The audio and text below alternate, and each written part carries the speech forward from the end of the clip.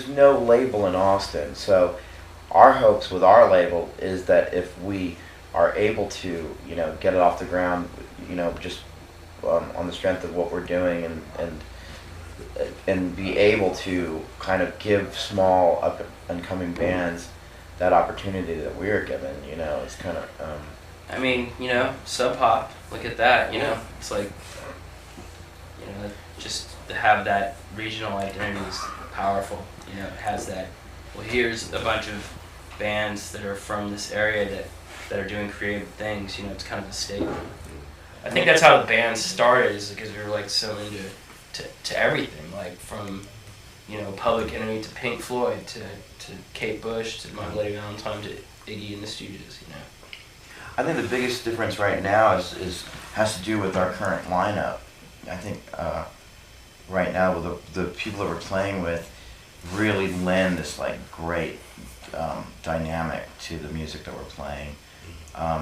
Aaron is just like this ferocious drummer, and Jay is definitely the best bass player we've played with, and Clay, who's kind of grown up around a couple lineup changes, is just kind of like keeps developing what he's doing, with his sound experimentation.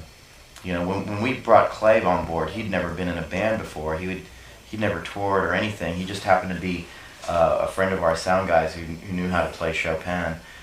So we just took him on because he knew how to play piano. He was a really good pianist, and so it just seemed like we needed that, and he learned the hard way. The sound of stampeding elephants, we just want to kind of bring that. So sometimes when you're writing a song and you're trying to come up with the lyrics to go along with it, like when we were writing Isis, and I didn't know what that song was going to be about, but I knew that it had to match the sound of the music, and the music kind of made it want to be, dramatic in that way. We tend to write from a perspective that has to be informed by current events and what's going on. So when I kind of play upon the idea of doomsaying, I think it's probably just from watching television. Something as simple as that, or like all the kind of catastrophe movies that are always set in New York City for some reason. Yeah.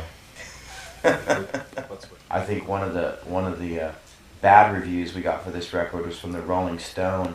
We're going to use a pull quote from it on a shirt somewhere, but they said something about the ambiguity of our lyrics, and I can think of anything less ambiguous than the lyrics that I write. I mean, if you asked me what any lyric I wrote was about, I could tell you. To me, it's not very ambiguous at all. So anyway, that guy was an idiot, but I don't think that guy really listened. I don't think he listened to the record.